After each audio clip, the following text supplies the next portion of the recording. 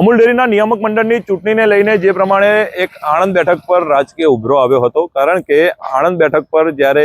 ભારતીય જનતા પાર્ટીએ કોઈ પણ ઉમેદવારનું નામ જાહેર નહોતું કર્યું તે સમયે ઉમરેઠના ધારાસભ્ય ગોવિંદભાઈ પરમારે ઉમેદવારી કરવાની જાહેરાત કરી હતી, જેને લઈને આણંદ બેઠક પર કોનું નામ જાહેર થાય છે અને શું ગોવિંદભાઈ ઉમેદવારી કરે છે કે કેમ તેને લઈને અસમંજસની સ્થિતિ ઊભી થઈ હતી, જે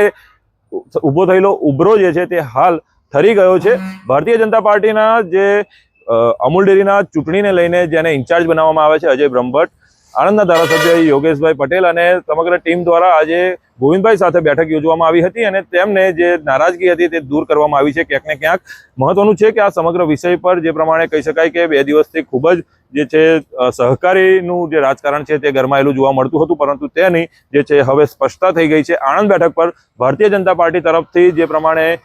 જે નામ જાહેર કરવામાં આવ્યું છે કાંતિભાઈ સોઢા પરમાર, તેઓ જ ઉમેદવારી કરશે। ગોવિંદભાઈ પરમારે ઉમેદવારી કરવાનું જે ઈચ્છા હતી તે હાલ પૂરતી મુલતવી રાખી છે, તે પ્રકારની અત્યારે સ્થિતિ જોવા મળી રહી છે। આ સમગ્ર બાબતે આજે સવારે ગોવિંદભાઈ પરમારની ઓફિસ પર એક મીટિંગ મળી હતી અને તે મીટિંગ બાદ જે છે આ નિર્ણય લેવાયો છે, જેને ક્યાંક ને ક્યાંક સહકારિતાનું રાજકારણ છે તેને વધુ સ્પષ્ટ કરેલું છે। નમસ્કાર।